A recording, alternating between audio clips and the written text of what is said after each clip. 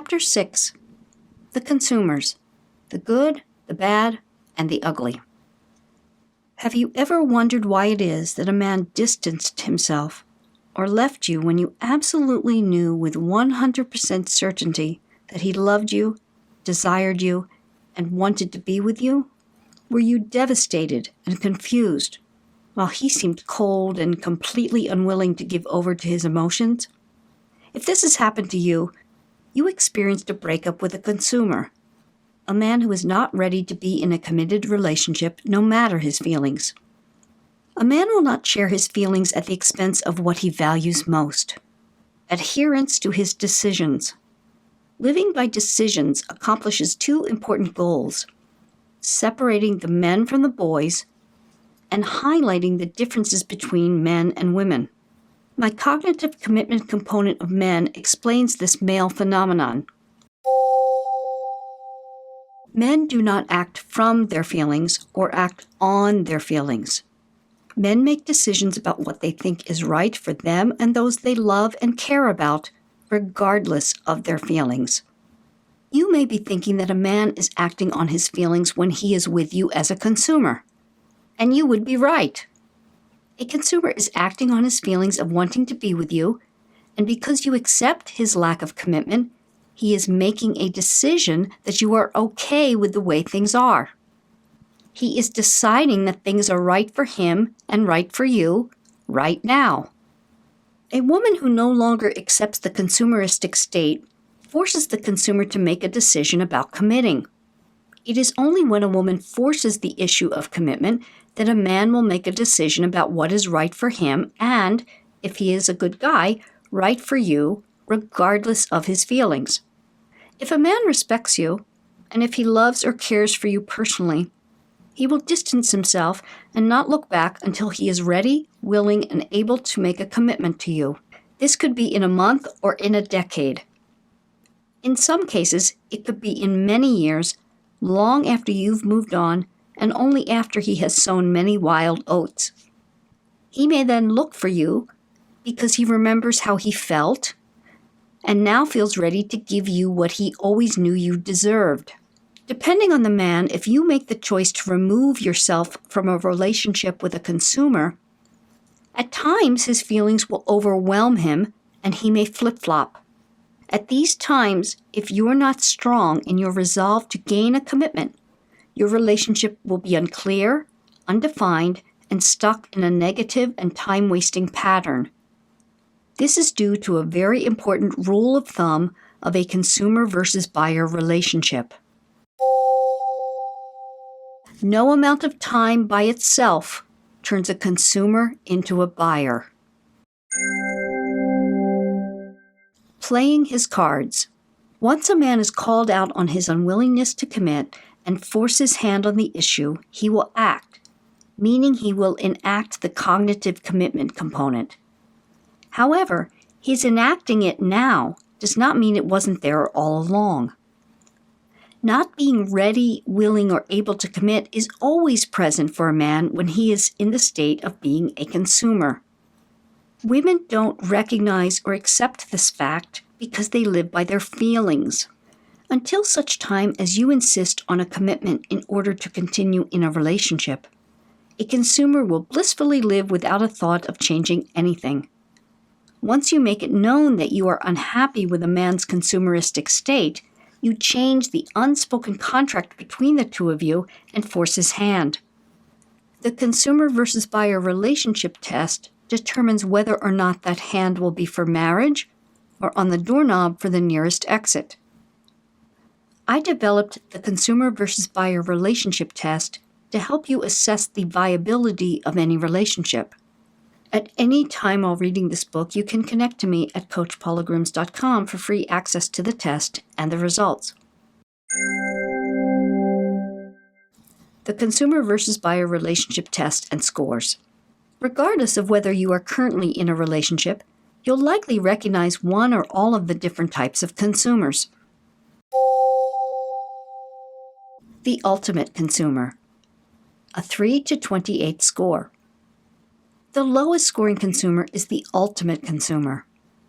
Scoring in this range indicates a man's current inability and or lack of desire to be in a relationship beyond the purely sexual.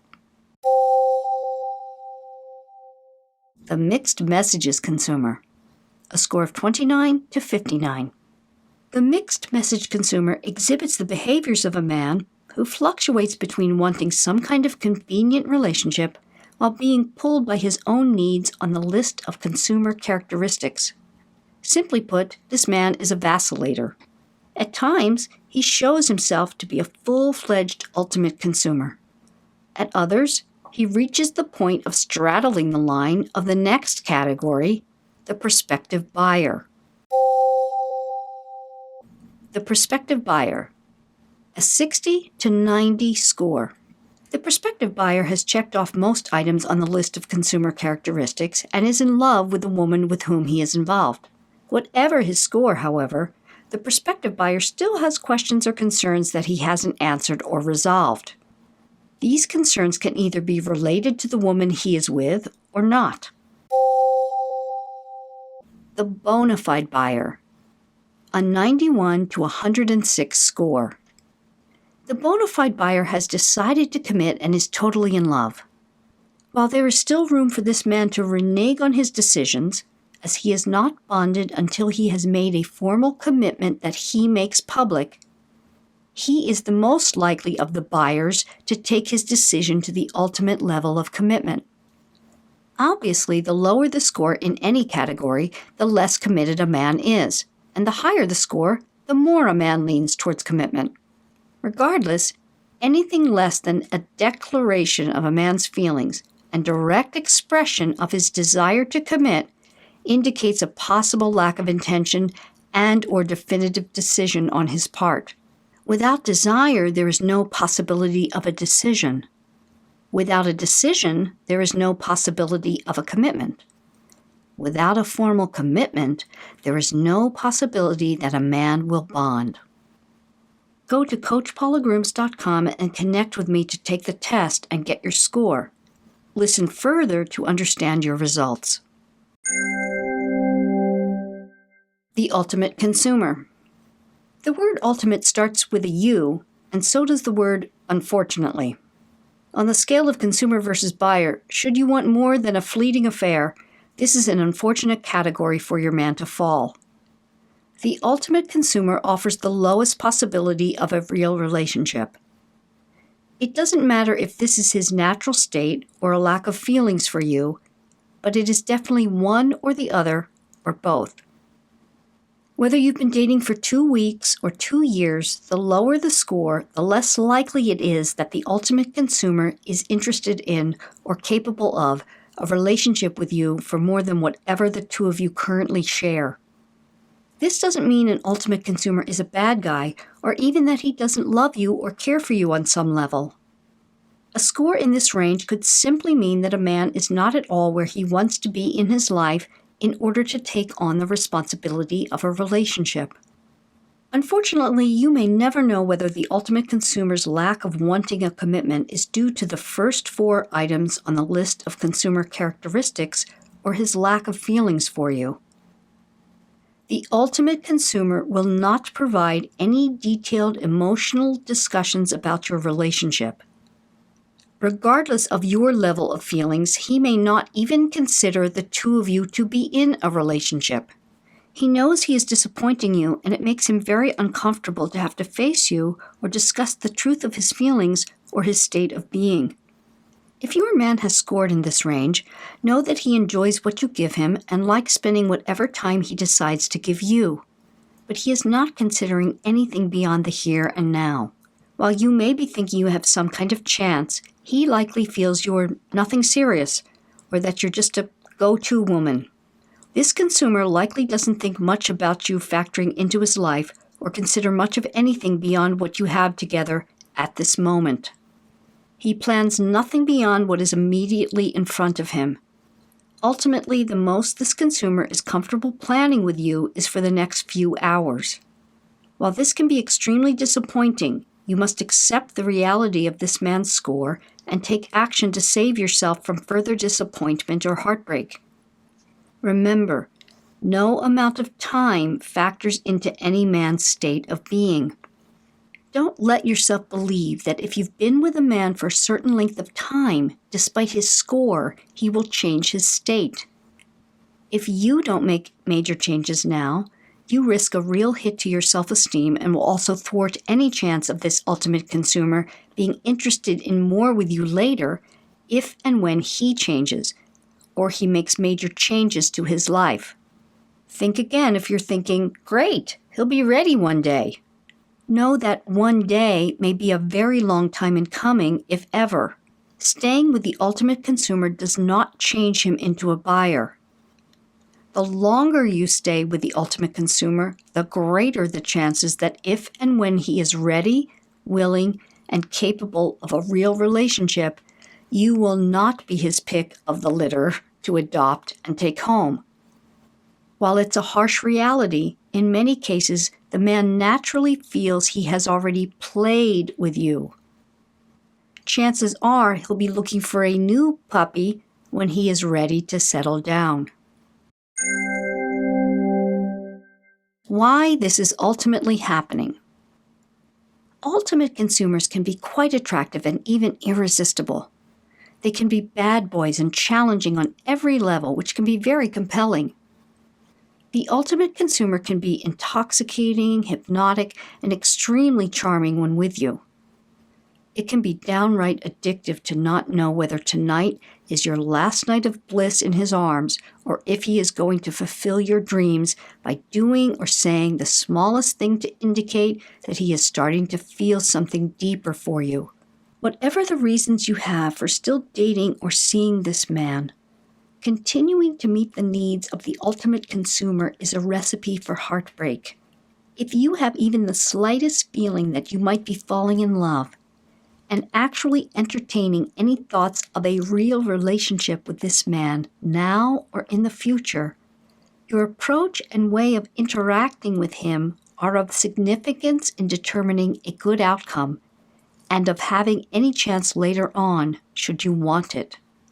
While nothing will change the ultimate consumer's timeline, your guy may have landed in this category because of the way you initially became involved, presented yourself, or pursued him. Without specific strategies to change the dynamic between you, you run the risk of damaging any future chances with this man who, due to what you've shown him you will accept, has likely placed you in a category that is less than favorable for any type of serious relationship. Words have no meaning. In Chapter 8, we'll explore how men relate more through actions than words. Suffice it to say, to the ultimate consumer, your words fall on deaf ears, and he will almost always relate most to what you do, not to what you say. He is the ultimate believer, practitioner, and example of the old adage, actions speak louder than words. In his mind, no matter what you say, if you keep seeing him and or sleeping with him, then to him, you're okay with your relationship exactly the way that it is. The ultimate consumer understands that if you are staying, no matter what you are saying, you are good with the status quo. If at any time he becomes dissatisfied hanging out with you, an ultimate consumer will simply walk away without any fanfare or, in extreme cases, not even so much as a text. Because he operates at this level, he thinks you do as well. Any attempts at discussing your feelings or his actions will be met with defensiveness, anger, or him shutting down completely. Whether this is because you didn't inspire more in him or because this is his baseline consumeristic level, the odds of any real relationship materializing with an ultimate consumer are rarely good. Accepting the status quo. If you choose to continue with Mr. Ultimate, it's important that you be very honest with yourself about what you ultimately want. Are you trying to show yourself to be such a cool and desirable woman that he couldn't possibly not want to be with you? It is important to ask yourself if you really want to be with him or if you just want to be wanted by him.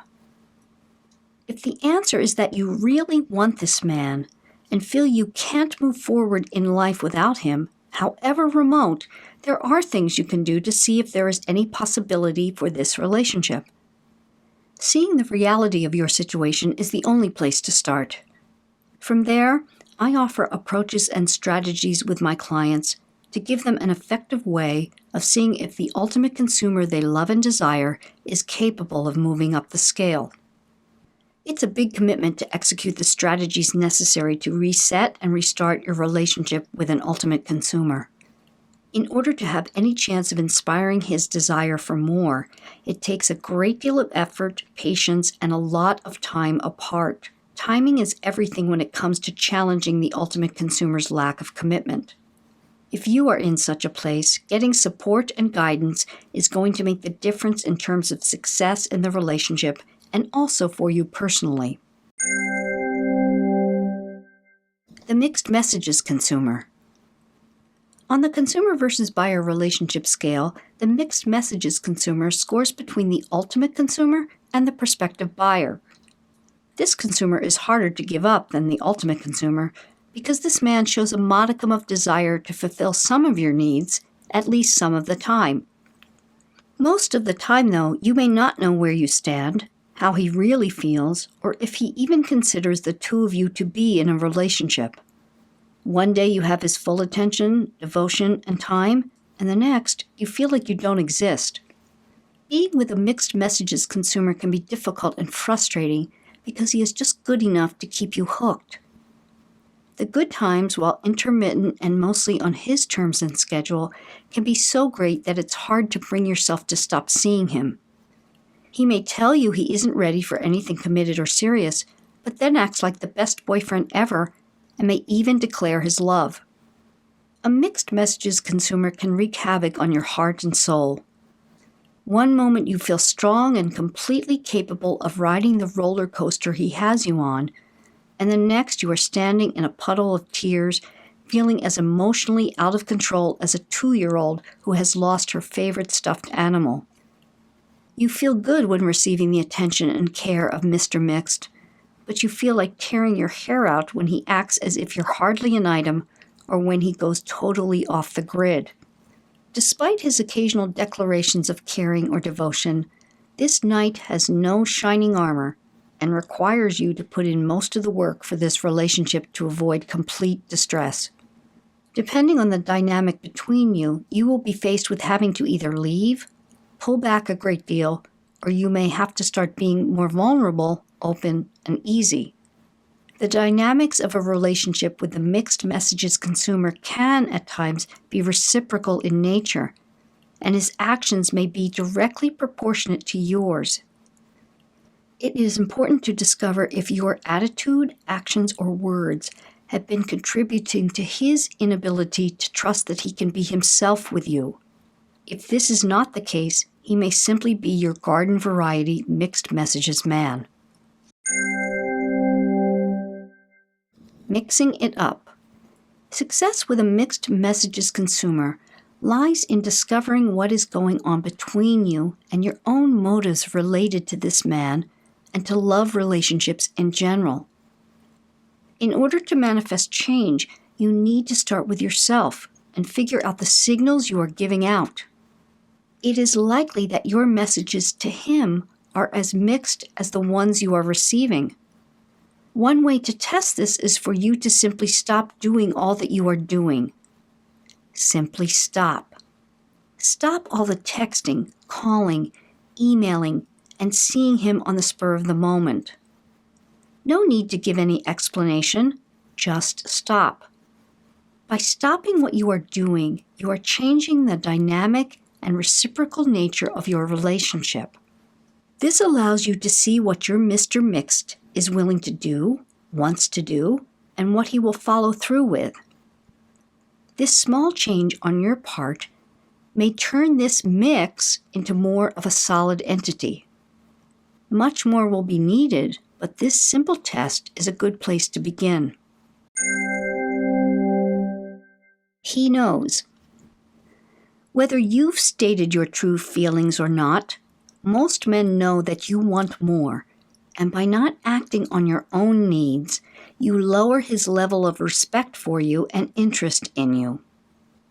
You may think you're hiding your real feelings and that he believes what you've told him about being okay with how things are. Remember, men relate through actions and not words. A consumer only understands one thing. If you're with him, you accept his behavior and the contract of your relationship as it is, not what you want it to be or say you want it to be. Despite a low score, there is a modicum of hope with the mixed messages consumer. To have any chance of something meaningful or long-term with this man now or in the future, it's going to take a great deal of emotional self-control and commitment to rectify what was likely a very mixed messages start when you first met. But don't despair. There is hope if you can change the dynamic and unspoken contract between you. Institute the stopping technique mentioned, and not just for a day. Make it a permanent part of your interaction with this man. You are going to have to stop sending your own mixed messages and become firm in your resolve to either run this very long marathon with no ribbon in sight or move on. Toxic consumers. One of the most precious of a woman's commodities is her time. When a woman gives of her time, she gives her attention, and most of the time her attention leads to her connecting, caring, loving, and nurturing. If a woman likes a man, chooses to spend time with him, and then has satisfying sex with him, she is quite likely to fall in love. It is then that she becomes bonded. Bonding to a toxic consumer is just like what it sounds, harmful and noxious. It's crazy-making glue. While all consumers are typically time wasters, there are 8 particularly toxic consumers who will not only strip you of your time, but can potentially play with your head as well. While all consumers have a low probability of becoming buyers in the foreseeable future, or are simply not going to be buyers for you specifically, the following list of consumers are considered toxic because of their extremely low probability of ever becoming buyers. Number 1. The man as a best friend. There are men, gay or straight, that truly become a woman's best friend. Depending on the particulars of both your life and his, this friend could be a consumer. While the most benign of all the toxic consumers, this man is still consuming your valuable time and likely keeping available and interested men at bay. If your best friend is gay, you may be thinking it's absolutely harmless to spend your weekends together until such time as you find a romantic partner. While you want to spend time with your friend, it's the degree of time and emotional investment that is of importance in the context of your dating life and finding a love relationship. The social and relational needs being met from this friendship can keep you from pursuing interests or activities where you may meet appropriate and available men to date. If you make your gay male friend a top priority socially, you run the risk of having your romantic needs take a back seat and perhaps shut down completely. Let's say you and your gay male best friend enjoy going out together. Contrary to popular belief, men who might go up to you if you're out alone won't feel comfortable approaching you if you are with a man, gay or straight. While you may believe that it is obvious that you are with a gay man, a straight man will hardly ever risk taking a chance that he is honing in on another man's territory, unless he is drunk or rude, and if so, you don't want that man anyway. To put it bluntly, when you are out with any man, you significantly lower any chance that another man will approach you. Keep your time with your male friend, gay or straight, limited. Balance your time with him by going out alone, as this is when men feel most at ease and safe to approach you. If you are best friends with a straight male, the relationship likely came together under unusual circumstances. Perhaps he dated a friend of yours, or you worked on a project together at the office or in a class. For whatever reason, the two of you never took steps to make it romantic, yet you're very compatible and truly are great friends. On the old sitcom Friends, the characters Rachel and Joey exemplify the straight male-female friendship that became awkward when they started seeing each other romantically. The straight best friend is a problematic consumer because there is a chance for something to shift, and voila, you're suddenly Rachel and Joey without the comic relief. Not only might you lose this friendship, you also run the risk of losing your heart to a consumer who is just passing time. If he didn't pursue you as more than a friend initially, he is a consumer who will accept the sex but have no thought of being more with you. Starting to have sex with him changes things for you, but changes absolutely nothing for him. The man as a best friend is not to be confused with the man who started out as a friend, but clearly and unequivocally showed you that he had interest in you for more than friendship from the start. If this is the case, and he has 3 or less on the list of consumer characteristics, then ask yourself if you can return the feelings. If you can, you may find yourself in the arms of a buyer. This most benign of the toxic consumers can fill your needs for companionship and friendship while keeping you from meeting other men for potential romance and commitment. The degree to which this is possibly toxic is in direct proportion to the amount of time the man as a best friend takes away from your dating and real possibilities for a buyer to come into your life. For some women, the man as a best friend takes years off of their romantic life. Be super honest with yourself if you are in a relationship with either one of these seemingly benign consumers. Are you fulfilling your need for a male in your life with a gay or straight best friend to not deal with a man romantically and/or sexually? By giving you his male attention, conversation, interaction, and perhaps a little affection, is your gay or straight best friend becoming a substitute for a romantic relationship? If so, how can you step back? Take a closer look at both your own and your friend's motives. By changing the amount of time you are spending together, you'll favorably change the odds of finding a romantic partner. Number 2, the no-try guy. The no-try guy is a unique animal. No one can really figure him out. You might have become friends with him in college or on the job. Maybe he's a neighbor or the cousin of a friend.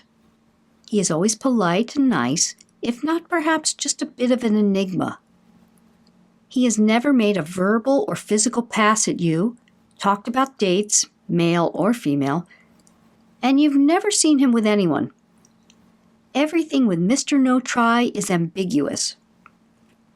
There is a question as to whether or not this consumer has feelings for you, but he's never indicated anything by word or action. Some friends question his sexuality because he has never put the moves on you. While he's similar to the man as a best friend, you really don't feel close to or completely easy around Mr. No-Try. There is something about the relationship that feels false or phony, if not a little forced. You may text and talk quite a bit and find yourself spending time with him only to feel empty afterwards, vowing not to see him as much. At times you wonder if there could be anything between you, but it is usually a thought you toss out quickly. It's as much of a puzzlement as to why you spend time with him as it is that he doesn't reveal much about himself or try to be physical with you. Whatever amount of time you are spending with this man, if you are without a significant other in your life, it's too much. This man is merely a consumer minus the sex and or the drive to try for more. A former client of mine reported that her no-try guy would take her to every family gathering and out to nice dinners every now and then. When she stated that he had been doing so for over a year, I was a bit taken aback. When I opened her eyes to the fact that he was a no-try consumer, she seemed a bit confused and dismayed. I pointed out that this man was taking a great deal of her time and mental energy and asked why she would allow that to happen for so long. She admitted thinking that he might be interested on some level, and that she didn't want to thwart a chance should that be the case. She stated that her Mr. No-Try was a good guy with a good job and that he loved children. Besides, she said, I continue to date others occasionally, so what's the harm? This client suffered from what I call the good-on-paper syndrome. Her no-try guy seemed like a possibility in terms of his age, education, proximity, family, and desire to have children, but there was nothing more to this relationship than what looked good from the outside.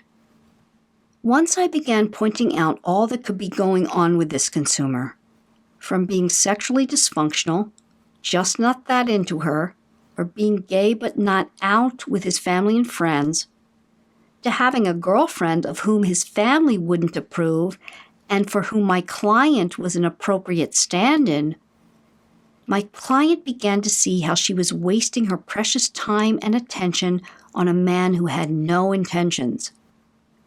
Men who are interested make their intentions known. When they don't waste your time.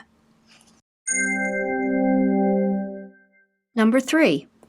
The friends with benefits. A relatively new consumer on the scene of social acceptance in the last 30 years or so is the friends with benefits. Also known as the go-to guy, this man is always there for when you need him, for sex that is. In all fairness, he can be there for a lot of other things, like fixing your garbage disposal, as long as it doesn't take up too much of his time. The friend with benefits is generally a great guy who might have started out as a friend and yada yada yada, you're now having sex. The friends with benefits consumer can also be a former boyfriend. You two had a great sex life, but your relationship was awful, so you decided it would be beneficial just to have what was good, and yada yada yada, you find yourself in this type of arrangement. While all seems harmless, someone is likely going to get hurt. And because of the male and female ways of attaching and loving, that someone is likely going to be you. It may feel mature to make decisions about adult physical needs that avoid the emotional stuff. The problem lies in the fact that the physical works perfectly for a man who doesn't connect sex and emotions or bond through time and sex, but is the worst thing for a woman who does both of these things naturally and biologically. One recent study found the one thing that women wanted more than any other was to be desired. This explains the difficulties of purely sexual relationships. Women want to be desired for the whole of who they are, not just their physical being. When in a friends with benefits relationship, a woman can become very confused.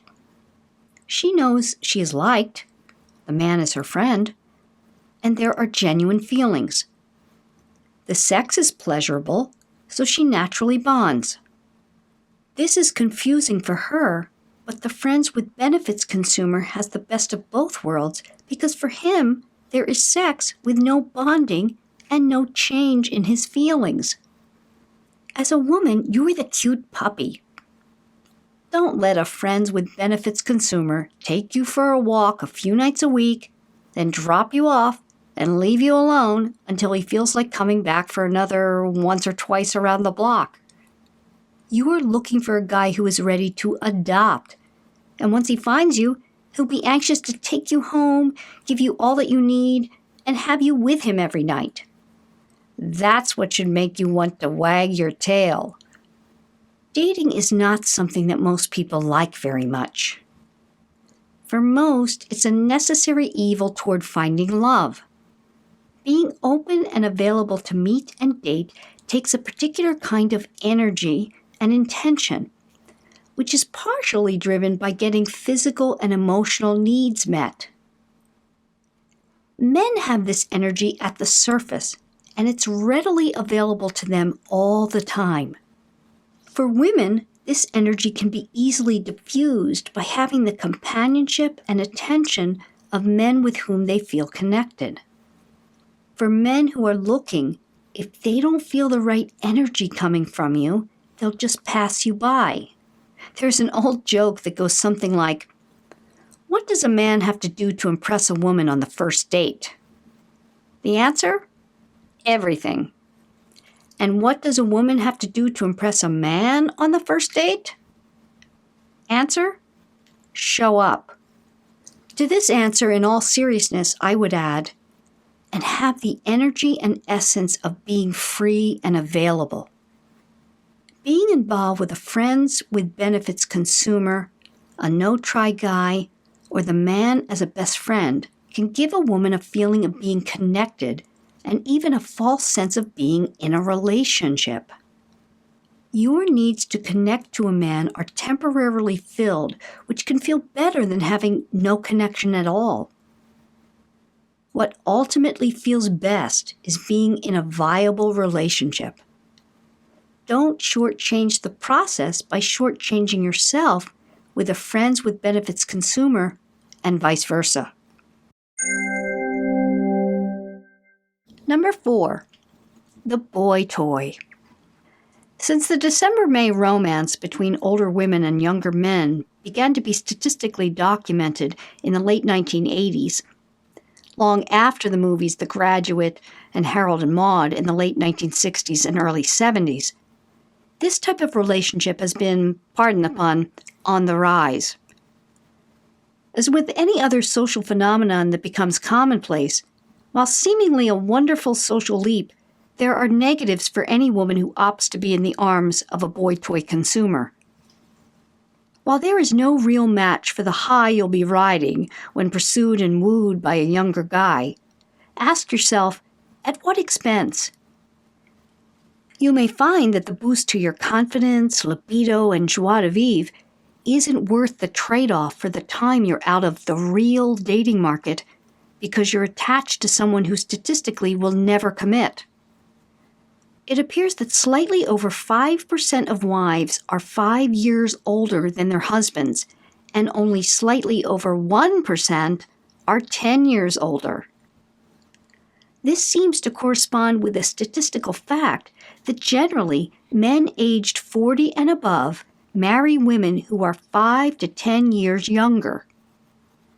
Translated, this means that younger men are not marrying older women in any significant numbers, and that the competition for age-appropriate men in the 40-plus age range for women is high.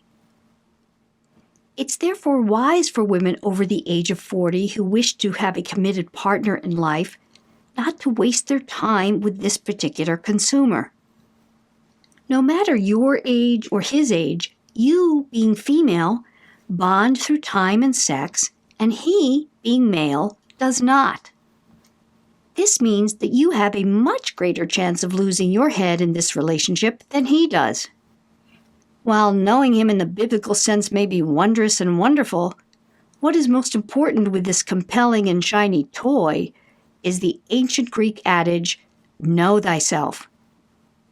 If you are the rare woman who can overrule your heart with your head, then this consumer may, in fact, be harmless and not as toxic as he could be to someone else who wouldn't be able to keep the statistical reality in her mind. Use your head for a moment, knowing that each moment that you are being consumed by a younger man, you are also keeping yourself from meeting and maybe matching with a potential age-appropriate buyer. As we all know, there are exceptions to every rule. But as I remind my clients, you are an exceptional woman. But for the best chances of winning at love and romance, It's best not to think of yourself as the exception to the rule. Jody, a friend in her late 40s, is one of the rare exceptions. She is divorced with teenage children and says she has not wanted a relationship since the breakup of her marriage. Her divorce was quite contentious, and her husband was often controlling and belittling. Jody has been in relationships with 2 younger men in the 9 years following her divorce, and each has made her quite happy. Both younger men were fun, kind, and loving. She stated that she liked not having to complicate her children's lives with another man besides their father, and that she enjoyed keeping her romantic life private from all but her closest of female friends. Jody shared what allowed her to remain emotionally neutral. The young men with whom she became involved were more than 10 years her junior. She stated that this allowed her to overrule her heart with her head. One man was 12 years younger and the other was 14 years younger. Jody felt that had either of these very nice men been within a 10-year age difference, she would have likely been lulled into a false sense of a real possibility with each. Instead, she said she was able to keep her head on straight and found that because she never wanted more than the men could offer, their relationships were both satisfying, loving, and actually healing. Number 5. The long-distance dude. The romance that swirls around the long-distance dude during the initial stages when this man presents himself as a buyer is blissful and, yes, can be intoxicating. Your meetings are filled with the best of what romance has to offer. You part without having to see or be around the unseemly or annoying habits of the other.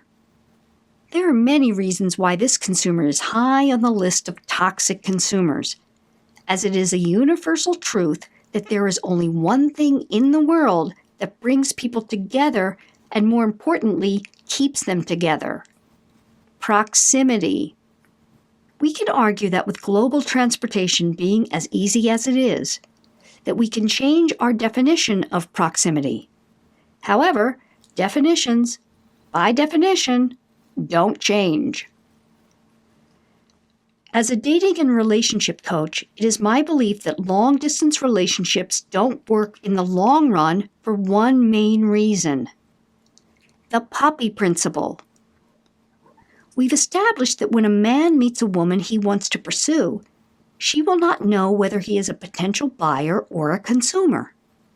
As a smart woman, she will play by the rules for the best chance of having anything of substance materialize with a man, near or far. While the rules will entice him, if a man doesn't get a consistent dose of puppy love from the puppy he loves because she is too far away, when another cute puppy crosses his path, he is inclined to follow her home for lots of petting and whatever other licks and tricks she'll give him. If you happen to be with a long-distance dude, take a long look at your situation from an objective distance. Did you establish a relationship when living near each other? And are you making plans to be together with a firm commitment in place? Or did you just happen to sit next to a man on a plane, spend 2 hours talking nonstop, and then just happen to have an incredibly connected layover? There are many possibilities and caveats that need to be accounted for with the long-distance dude. If you met on a tropical beach vacation and had a tantalizing tryst that you are now hoping will continue moving in the direction of a real relationship despite living a continent apart, be extra strict with yourself and with him. Make him show himself to be a buyer within the first few months of you both being home and back to your regular lives. If there are no tangible signs that the long-distance dude wants to spend every other weekend together, accompanied by discussions of moving the two of you within close proximity in under a year's time, it might be best to keep your distance. Number 6. The player.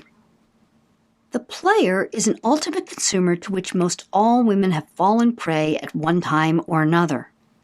He is second only to the married man and damaged consumer in terms of his toxicity.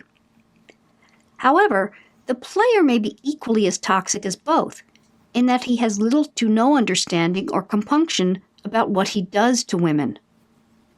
The player takes the natural inclination of men to achieve a woman to a level akin to a sport.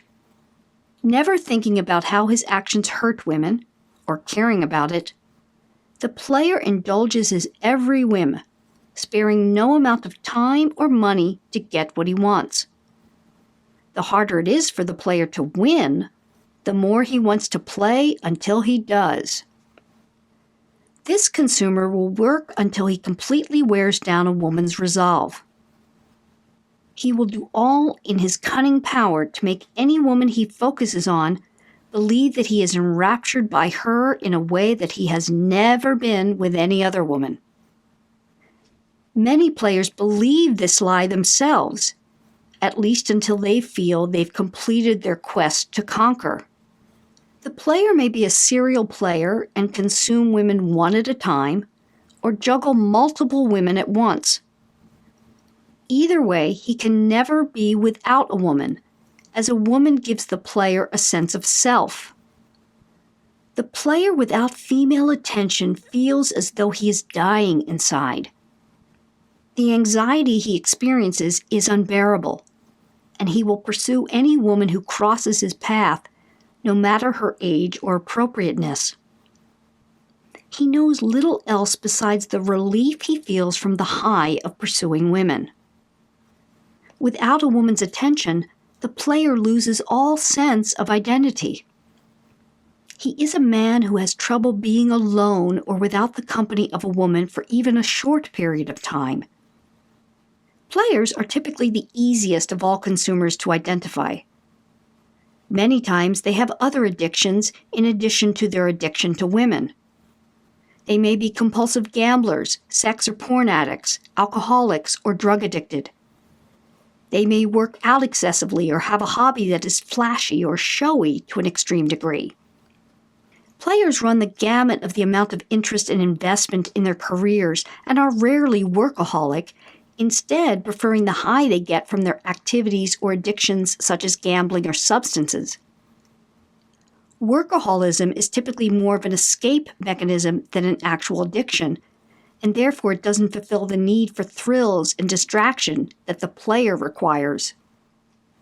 Most women who have ever fallen prey to the player, even if they found themselves heartbroken, are able to get over this consumer rather quickly. This is due to the fact that in hindsight, most women can recognize that the man is a player and simply thank the heavens that they escaped.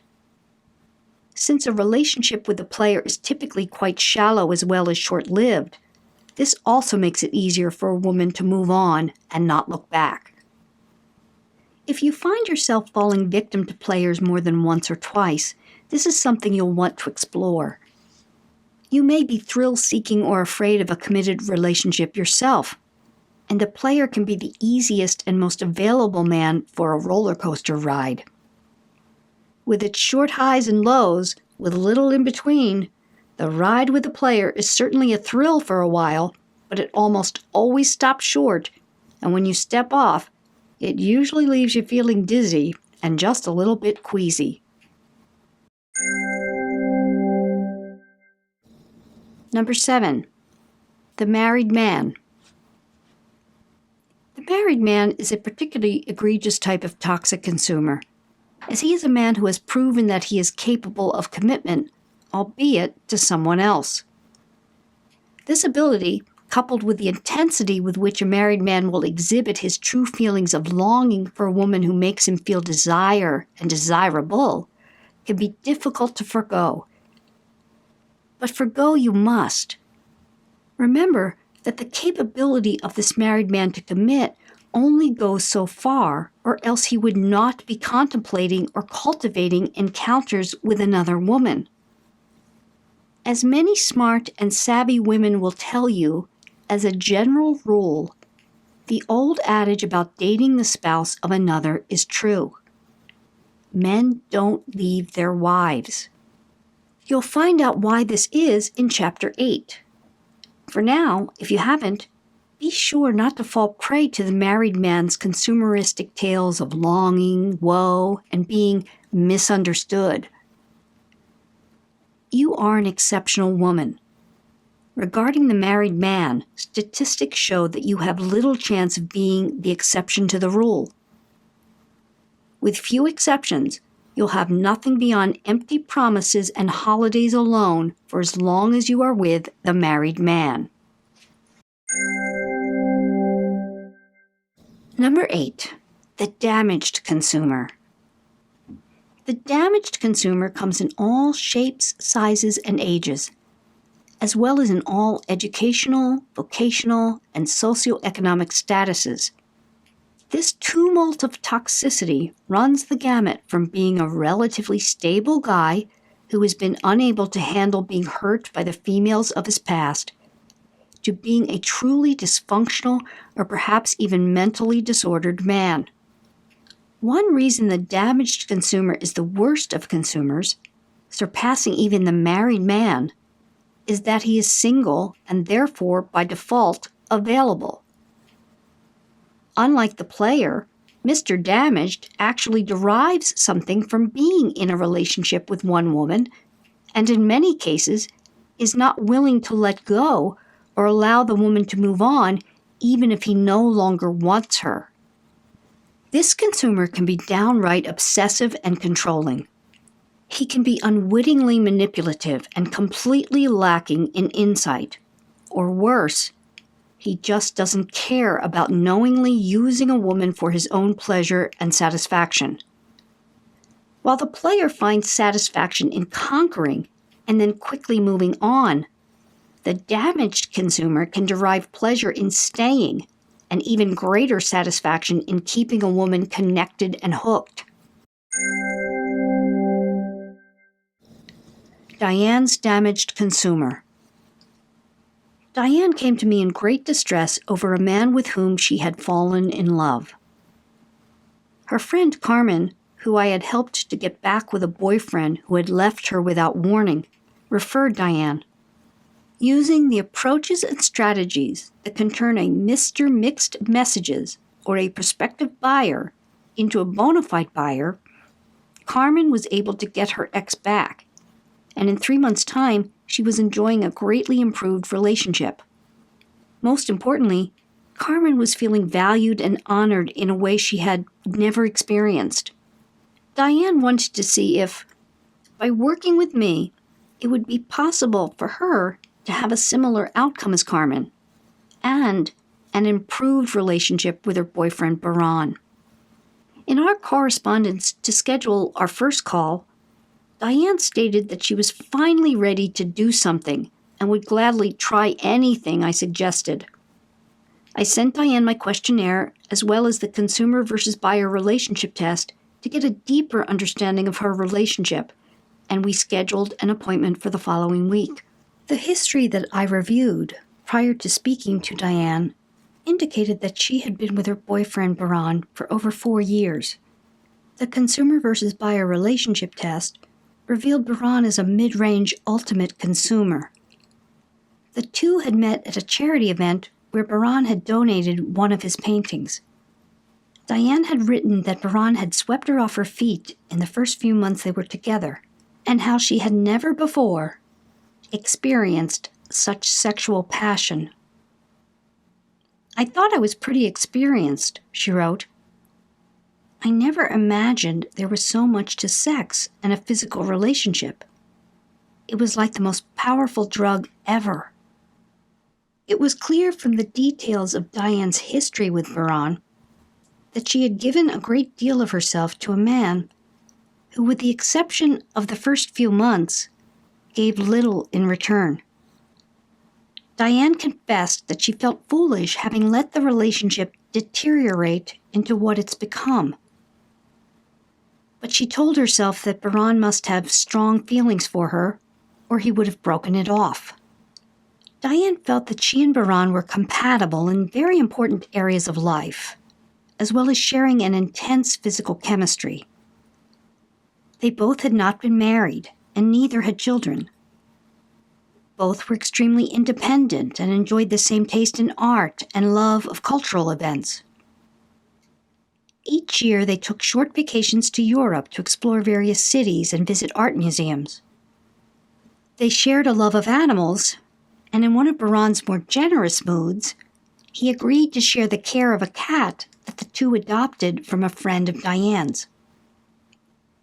During our first call, I was struck by how strongly and confidently Diane presented herself. Diane's written history with Baran indicated a woman more likely to be somewhat mild and soft-spoken. I asked Diane to tell me more about her life with Baran over the last 4 years, and as she spoke, her strong voice became weaker as her emotions rose to the surface. "I just love him," she stated. "I just want to make him happy, and it seems nothing I do is ever right or good enough." Diane told me how Baran's moods would swing from completely sullen to elated, and that on occasion he actually seemed to care and would be sensitive to her emotions.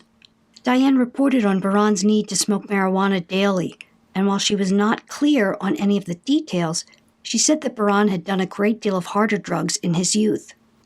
Whenever she had tried to ask about his past, Baran would curtly cut her off, saying, "I tell you what it is I feel you should know."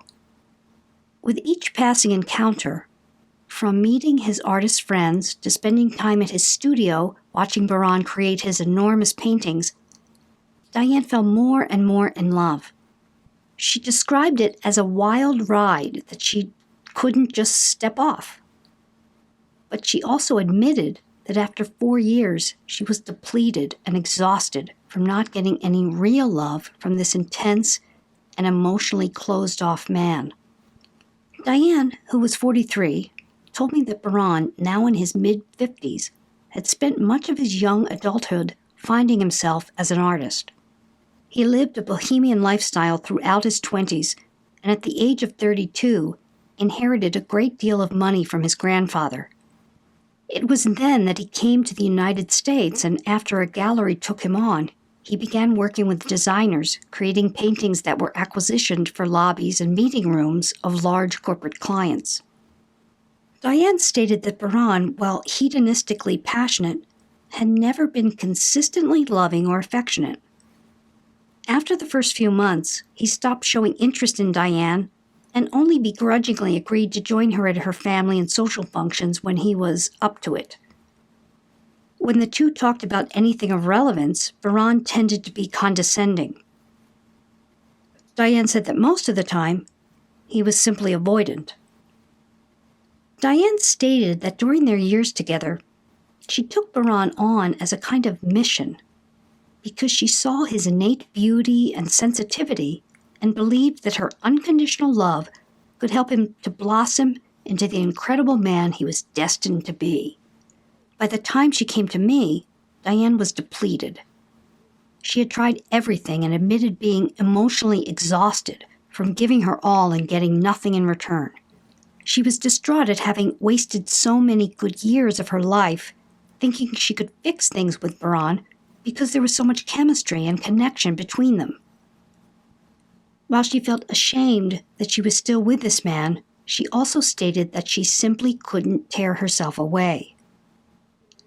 Diane's family and friends were frustrated and confounded that such a lovely, smart woman would allow herself to be marginalized and treated so poorly. Diane said she managed her own turmoil and confusion by attributing Baran's behavior to his different culture and artistic soul. She also admitted staying because she felt that she was not going to find anyone else at this stage in her life who was as charismatic, interesting, and as physically appealing to her as Baran. Diane was caught in the trap of loving a damaged consumer. Upon our working together, and Diane coming to terms with Baran's consumer versus buyer test score, she began to accept that this man's dismissive behavior and occasional verbal abuse had nothing to do with any cultural differences or the fact that he was an artist. She started facing the fact that she may never know what is at the root or main cause of Baran's mood swings and emotional distancing. Women are natural nurturers. Diane was no exception. She was in love and felt that if she attended to Baran's wounds, she could help him, and he would love her for that.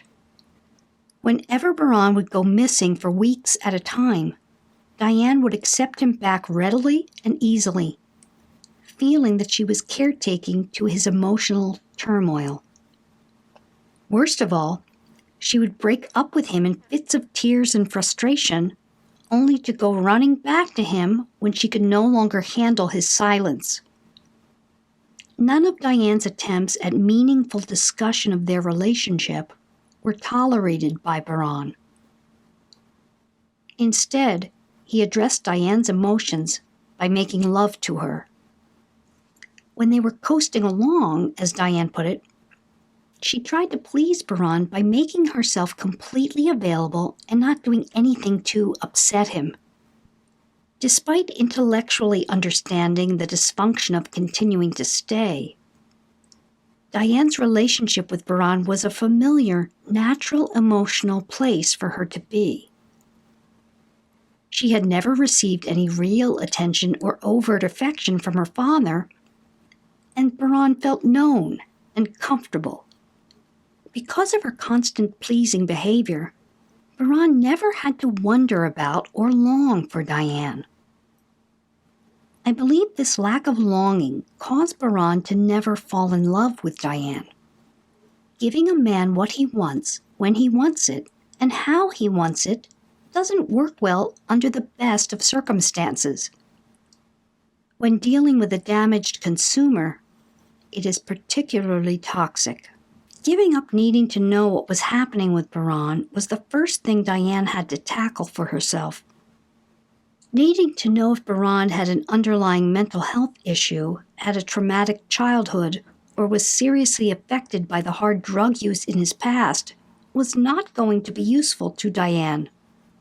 Once she accepted what Baran was showing her, telling her, and not giving her, rather than what her excuses for his behavior gave her permission to do, she began to accept the reality of this man and their relationship.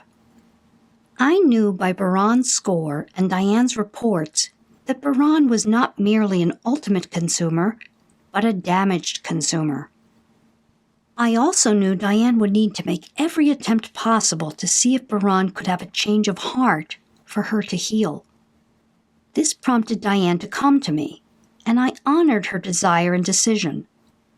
Diane was aware of the facts, but felt she needed to make every possible effort to make it work by utilizing the approaches and strategies that worked time after time for other women, as was the case with her friend Carmen. While continually cautioning Diane that her attempts would likely make little difference, I supported and guided her in strategies so that in the end, she would be able to comfort herself with knowing that she had tried everything possible for the best chance of success. It was a difficult road, with one step forward and 2 steps back. But with support, Diane started to apply the approaches and strategies that have shifted prospective buyers, bona fide buyers, and even mixed messages consumers to committing. Most importantly, in the process, Diane felt empowered and began to get back to the strongest version of herself. She was able to admit that she had allowed Baran to belittle and break down her sense of self-worth and self-esteem. In just 3 months, Diane was able to completely end the negative cycle of consumerism to which she had fallen victim. Baran rarely stepped out of his behavioral pattern during those 3 months. As an ultimate and damaged consumer, this was not at all surprising. When Diane stopped making the overtures and efforts, Baran simply didn't respond in all but 2 instances. When he did reach out to her on those rare occasions, Diane was able to see the completely self-serving sexual nature of the attempts. Her renewed sense of self-worth allowed Diane to forgo her natural inclination and temptation to cater to Baran's needs and to focus more on her own. While it took time and work to accept the loss of the what if with Baran, Diane felt empowered to have taken the steps to work with a coach and put an end to the damaging and unfulfilling relationship. As a postscript, through our continued work, Diane slowly started to date again. She rejoined the online dating site where she had met Baran nearly 5 years earlier, and she joined new sites. We tweaked her profile, and I coached Diane on the ways to deal with men and present herself so as not to play into the consumerism that is rampant online. With the effective approaches and strategies around texting, taking calls, and answering online inquiries, Diane began to date a man who is showing desire for who she is and not just for her body. She is making this new man wonder and working the rules to keep herself from giving in to his needs in the knee-jerk fashion that was her pattern. She recently stated that she finds being thought of and treated well refreshing, and that she could really get used to it. The rules effect. Every day in my practice, I see the rules at work. The list of books by Ellen Fine and Sherry Schneider are referenced at the end of this book. I recommend that every woman read Not Your Mother's Rules to start. There is no better tool for a woman to feel empowered and knowledgeable in her dating life than the rules. Diane began reading the rules and found me via the rules website. Once she had extricated herself from the hold that Baran had on her and began online dating, her practice of the rules helped to keep her on a clear path and value herself once again. It also helped Diane to read the list of rules as a type of mantra. As we worked together, we focused most specifically on my receive, retreat, respond method, and she felt supported to maintain her resolve. I find that there is an added benefit to the rules for women to consider, that men ultimately gain a great deal from women practicing the rules. The rules make men crave women who practice them because the rules provide men the opportunity to feel love that some say they've never felt. In speaking to men, I hear how much they long to find a woman who inspires them like no other, a woman who makes them work to achieve her time, attention, and affection. Following the rules puts women in the driver's seat of their relationships. Once a man shows himself to be fully committed and in love, a bona fide buyer, a woman is then free to make her decision about that man according to her feelings of love for him.